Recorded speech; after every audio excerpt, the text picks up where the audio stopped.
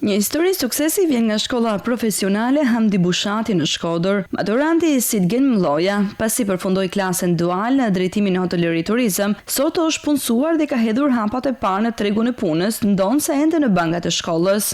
Hotelëri turizëm është pasioni jam më madh që lidhet me kuzhinën, që në moshën 11 vjeçare dhe këtu mujta me urrit edhe më shumë. Me arrit domethënë që qëllimi tim që mu bëj një profesionist i mirë së ardhmes. Ndihmoj më shumë që na mu rrit profesionalisht dhe me kanë më afër me bizneset, duke pasur mundësi që edhe të paguhem. Shpresoj që mos largohem, do thënë të gjej punë sa më shumë në Shqipëri, në zonën e Veriut.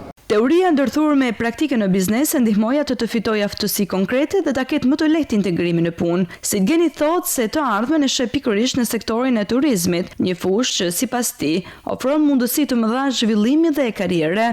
Sot jam edhe studioj në shkollën Hamdi Bushati dhe jam në punë. Drejtoresha e shkollës profesionale Hamdi Bushati në Shkodër, Merita Zeneli, thekson se institucioni që ajo drejton ofron 3 drejtime kryesore studimi, të cilat janë të lidhura ngushtë me kërkesat e tregut të punës. Shkolla Hamdi Bushati ofron 3 drejtime: drejtimin hoteleri turizëm, që është edhe drejtimi kryesor, ku është fokusuar numri më i madh i nxënësve, drejtimin ekonomi biznes dhe drejtimin tekstil konfeksion. Numri i nxënësve është relativisht mbi 650 nxënës, pjesa më e madhe janë orientuar drejt hoteleri turizmit.